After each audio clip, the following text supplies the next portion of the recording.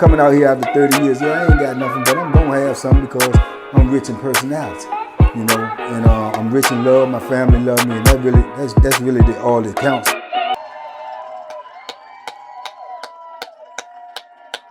Hey man, shout out to everybody out there on Team Banky Pound, man. I appreciate the love. Boom. Appreciate the support. Virgin Island gunshots. Yeah, representing for Pops and my brother Mike T. You did? Hey man, I was just sitting here, man, just thinking to myself, man, videos that they talk about or things to talk about. And this just came to my mind, so I'm just gonna freestyle this, man, and just talk. But somebody asked me a question recently, and I'm gonna answer that question like within this video. And he was like, "What was your first impression of dudes when you got on Mecklenburg?"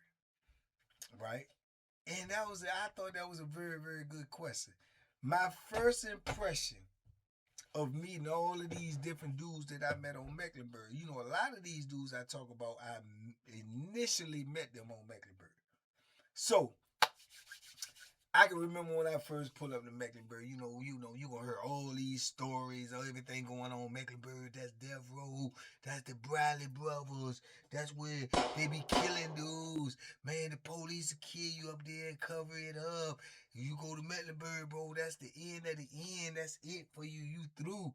That's what the stigma of Mecklenburg was. Mecklenburg was the Red Onion. It was the Wallace Ridge. It was the King Mountains, the River North rolled into one. It was the last button on Jacob's coat. It's the last stop for you. Last of the Mohegans. When you end up on Mecklenburg, you'd have been doing something where the system feel like, okay, he expendable. We gonna send him up there. Whatever happened to him, but we gonna get him in here. We can't have him out here, on these populations. That's how you get to Mecklenburg. You did. So they really send you up there to get done. Especially if you as young as I was. They send you up there to get done. Right? All the gangsters' names you heard about, all the big system names you heard about, they probably there. You know what I'm saying? So I can remember when I first went up that joint, and I was like, yeah, they trying to fix me. You know what I'm saying? They trying to fix me. Because Augusta sent me that. I said, they trying to fix me for the Raymond Joe and the Big White Boy Joe. They trying to fix me. And they looking at the amount of time that I had. They trying to fix me, So I won't, at that point in time, to be honest, I really won't trip it because I'm like, whatever gonna happen. I can't stop it. You know what I'm saying? You gonna come to a realization in your life that when certain things that you can't stop, it ain't no need to worry about it. I used to when I was young. I'm like, man, I can't stop it. So I just got to be ready. So I can remember when I got on the joint, man. The first two people I met on Mecklenburg was Stacy Purdy and Bo Dixon. Stacy Purdy and Bo Dixon, because Stacy Purdy and Bo Dixon worked in property. And I had to go over the property to get my property. So at this time, the inmates is running property. Stacy and Bo run this joint, right? They run this joint. They in conjunction with the police, man. Mecklenburg had it going on, man. These dudes is funneling cigarettes in and out the institution, stamps going in and out, money being made back there. They doing their thing. Just put it that way. Allegedly. So, but they run the joint. The COs that work back there, they locked in with Bo and him. So when I first see Bo was the first one I saw. I said, in my mind, I ain't say out loud, but in my mind, I'm like, God, it's a big mama here. Bro, this joker had on a leather hat, but what you call them, Joseph? It ain't got no top. It's a hat, but like it just go right here.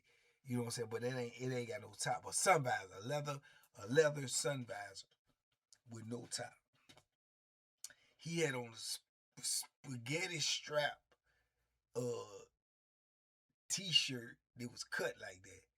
And this joke about 260, 270. All muscle. Looking like John Cena, or Black John Cena. I swear to you, he looked like a Black John Cena. Like, yeah, I'm like, big man, I'm here. Yeah, what size you wear, so? Where you come from? Yeah, he talking right. So then Stacey Purr come back, and I'm looking at Stacey, and I'm like, man, he look familiar, dog. He look familiar as I don't know what. Stacey Purr, I had just left Augusta. Hank Purr, his brother. They look almost like twins, right? So I'm like, bro, and I just been like them a little bit. I said, I like, man, I know you. He was like, nah, you don't know me. He said, oh, where you come from? I said, I just came from Augusta. He was like, no, you probably was up there with my brother, Hank. I said, Hank Perry? He said, yeah, that's my brother. I'm Stacey. Boom, that's how I met Stacey Purr. Ended up being, lifelong friend, man. Shout out to Stacey now, man. Blessings. I hope everything is good. So, first two dudes I met, man, and then they let me know right then and there that they running stuff. Hey, look, man, they gonna try to take. I said, man, what they gonna take out my property? Because they be taking stuff out your property when you get to another institution. They be going through your stuff with a fine-tooth comb. So Stacey was like, whatever you got in there, if you want it, you can get it, right? If you got some money. I said, huh? He said they ain't gonna take nothing out there. We can make sure they don't take nothing out there. You know what I'm saying? If you know what I'm saying, if you try and pay. I said, yeah, what the ticket is. You know what I'm saying? But he would basically let me know they ain't gonna take nothing because we run this back here. They gonna take what we let them take. If you gonna pay, we gonna make sure you get everything that's up in that joint. So I was like, yeah, well that's what it is. That's what I'm trying to do. So that's how I met them. So then when I get to my block, I told y'all when I walk in there, everybody out for rec, and I see Archie, my homeboy that had the Joker's back on Augusta because they robbed him and he was a money getter and he was getting that money and they robbed him and did him dirty and he doubled back on him and put a dude out and the dude out he put out, they trying to give him some more real time and then he tried to play crazy. It's not funny. He tried to play crazy to try to beat the charge. They sent him to Central State and all of that crazy stuff and started getting him, and he turned out to be crazy. They made him crazy. And I get to Mecklenburg and I run into him first and he don't even talk. So when I see him, everybody else out for rec. There's only 12 cells on Mecklenburg now, 6 on top, 6 on the bottom. So when they take me to my cells, a single cell, ain't nobody in there. Everybody else outside except for Archie. So I look at him, I'm like, man, no, hey Archie, what's up, dude? I don't like what the Archie's me. It's man. I don't know, man. So the person in the booth's like, hey, come here. So I go up to the booth and they tell me, hey, what's up? You just got over here? I'm like, yeah, I'm in say. So he don't talk to him. He don't talk. He don't talk? Nah, he don't talk. He don't be talking. He be use sign language, but he don't talk. I'm like, I know him. That's my own boy. I say, oh, I don't know him. He don't talk. He been here for a couple of years. He don't talk. What? This how my joint start off, right? So I'm like, that's crazy. So I just go to my cell. I start unpacking my stuff, fixing my cell up. He come knock on my door. He was like, what's up, Archie? He was like, man. Now he wanted the light. I didn't know what he was talking about. So I ended up getting him a light. He get a light, he roll out. I'm like, man, this is insane. This is really insane. So boom. So then when they come back from rec, I recognize Block. Block up in the joint. Block at one home came back with the body. I was like, oh. So I recognized Block. Block came in the joint. Was there anybody else in there that I knew besides Block and Archie? There was nobody else. I don't think. Cause then you had Graham that ended up being my dog. Shout out to Graham, man. Anthony Graham, man, the hitman. Graham. You had BMO. Shout out to BMO. BMO is the one that ended up escaping or tried to escape one time from the Virginia penal system. You can look this up. They took him to the hospital for to have a procedure done, and he pulled a 22 out of his jock and started shooting, trying to shoot his way out the penitentiary. Real true story. Google it. Google it. And he ended up getting shot too. And they caught him. But he on the street now doing good too. You know what I'm saying? Shout out to BMO. So you had BMO, you had Hitman, you had Kitchen Man, big fat dude named Kitchen Man. He was the first one to have to cook on top of the iron. Cook on the iron with the butter, cooking on the iron, grilled cheeses, all that. Kitchen Man, BMO, Graham, DP, Dexter Purge. Shout out to Obama, Dexter Purge. Who else we had up in that joint? He had Block on the bottom. You had Archie. You had, oh man, what's his name, man? He was locked up a long time too. Dennis. His name was Dennis. He was cool. Dennis was locked up a long time. Dennis had been locked up almost 20-some years. You had Dennis.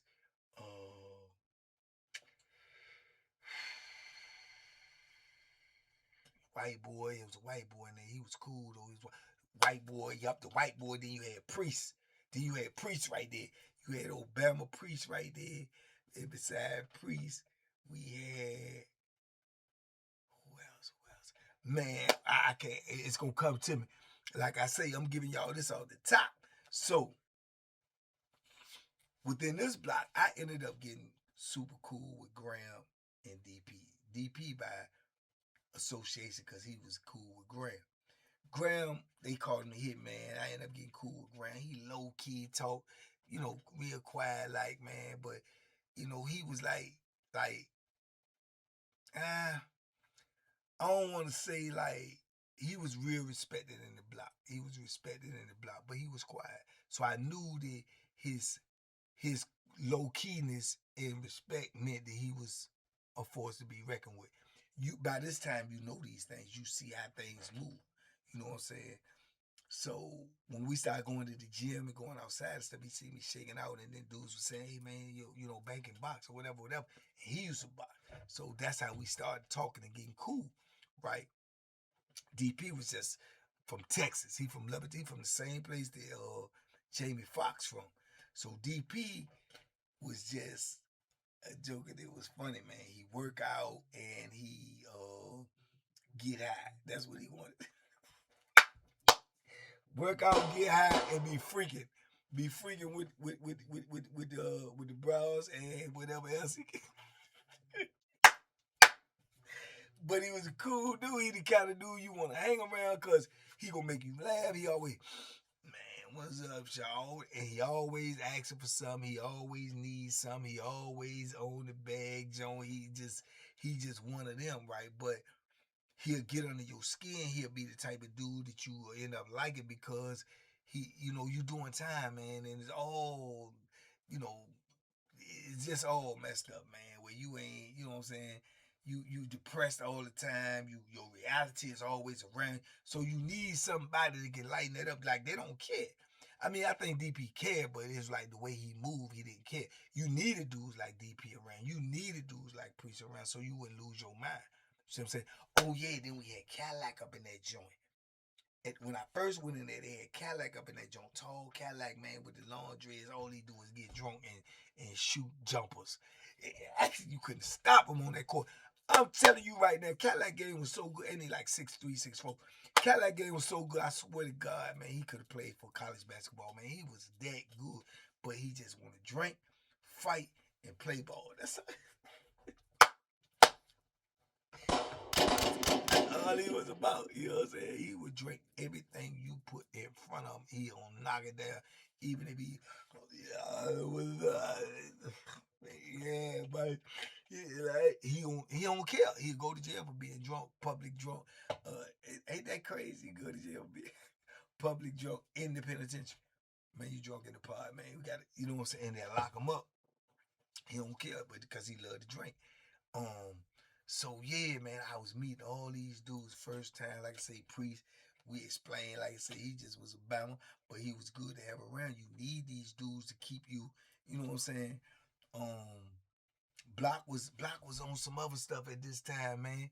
You know, cause I had known him before he went home. Now, before he went home, he was on some super duper aggressive, crazy, wilding like, cause he didn't know he was going home until he ended up getting that pardon.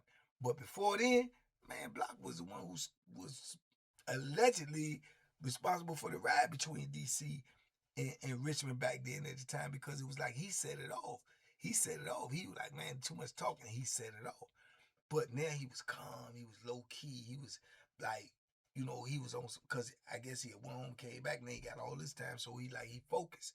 You know what I'm saying? And he didn't care a lot about nothing. At this time, had a lot of people sending money. Block would get money in, man, and just, man, I'm talking about, at the time on Mecklenburg, then the store was unlimited. You spend how you living. You can go down there and spend $300-400 in the concert. So Block will go down there and spend $300-400 and come back and just meal up for the whole block. Everybody just sit out here and eat, watch the game and stuff like that. So Block will do stuff like that. Then he'll turn around and be like, won't come out his cell for a week and don't want nobody to talk to him. He don't want to talk to nobody. See what I'm saying? So he was acting real weird there. I remember one time he traded his 16 or 13-inch TV all we could have. Biggest TV you could have at the time was 13. He traded his 13-inch TV for a radio, a little radio about this big. He said, I just want to listen to music. I don't even want no TV no more. Anybody got TV, they want to, anybody got radio, they want to trade. Now, a TV costs probably like 300 and something. A radio was probably like 120. He traded his TV for a radio. That's when I was like, man, Block gone, man. You know what I'm saying? And he was staying to himself a lot. So I know the psychological toll that the penitentiary would take on you. And I'm like, bro, Block gone, because he's just do some wild stuff. Then I remember he had made a knife, and the knife he had found some type of piece of steel that was curved. It was a curved steel, and he had sharpened it and sharpened it and sharpened it and got it right. And then he would run around with that joke. He told me, yeah, this Alibaba here, man. It's like a genie knife.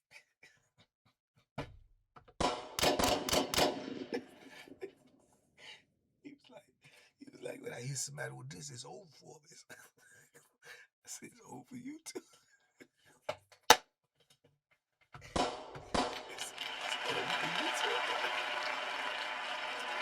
It's over for you too.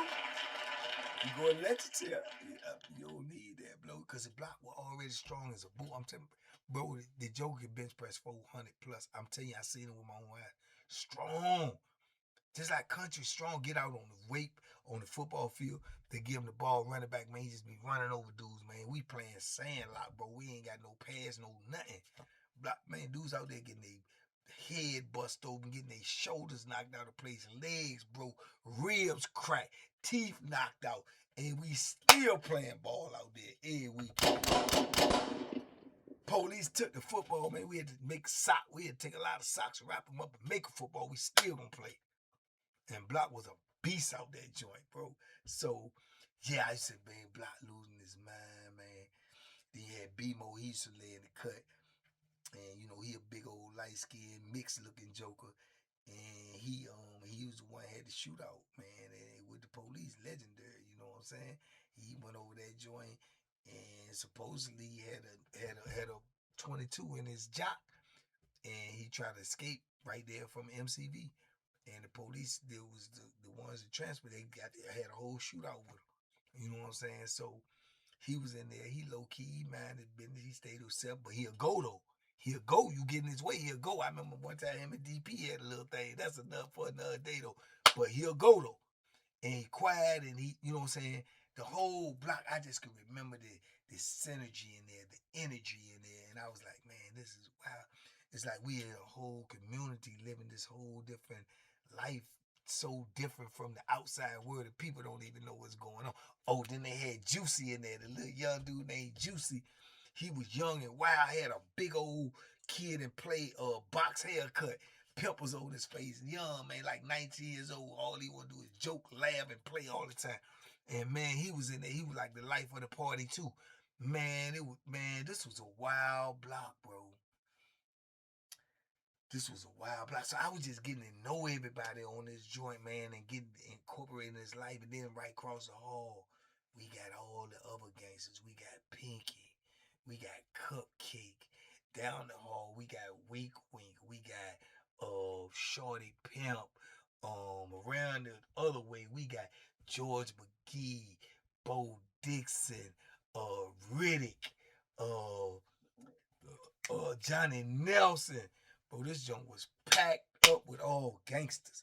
In the jail, we got Riverboat, we got Big Red, we got, man, Cross the Hall, we got Stacy Perry, we got Chill, we got DC Harden, we got, man, I was like, oh man, this fitting to be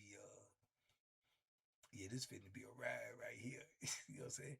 And I'm all of 87, 87, 89, 90. I'm all of like 23 years old in the Lions Den. You know what I'm saying? It don't know none of the rules, learning as I go. Man, it was crazy times, man. God in the squad got me through that, man. God in the squad got me through that, man. And yeah, it was wild, man. It was really, really wild, man. Times, man. And it wasn't a lot of hooping and hollering and arguing, because dudes know when it gets to that point, it's getting to popping. It's gonna get to popping. Oh yeah, then they had the Joker Mike in there, the one who had eventually later on. Okay, so this before. So yeah, later on down the line, he was the one who ended up stabbing the CO that ended up being a warden, but he wasn't a warden at this time. But he eventually, his career ended as a warden. But he ended up stabbing the CO at the time when I was on the joint, and that CO ended up becoming a warden. So he might still be locked up for real while you jabbing. He might still be locked up because of that incident alone. Because they hold grudges. Don't get that twist. They hold grudges in that joint. I.e. Bo Billy. I.e. Sam Pitts. I.e. Spook. They hold grudges. So yeah, he was in the block.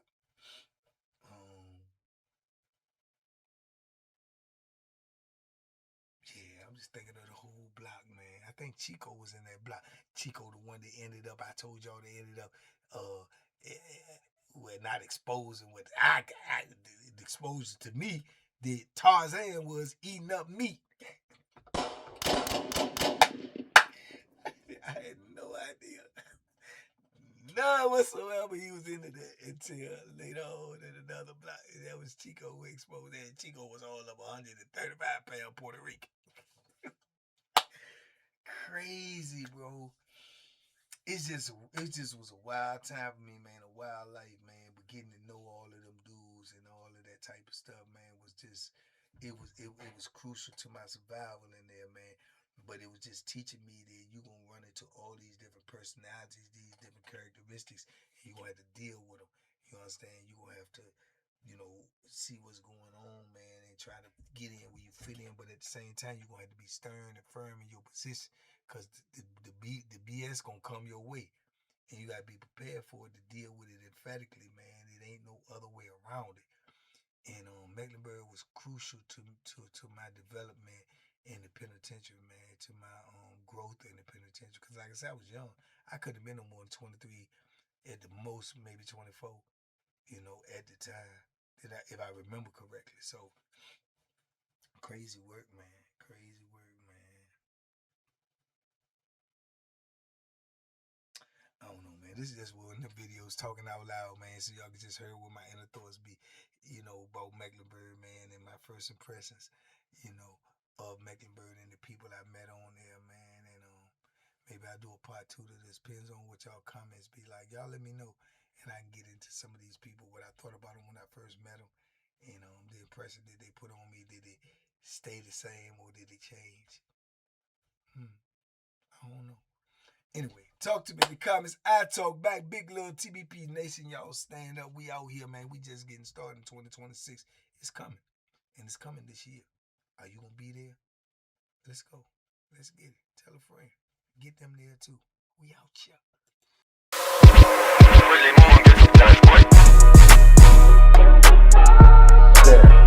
The banking special. Yeah. Pure deliciousness. Pure deliciousness, man.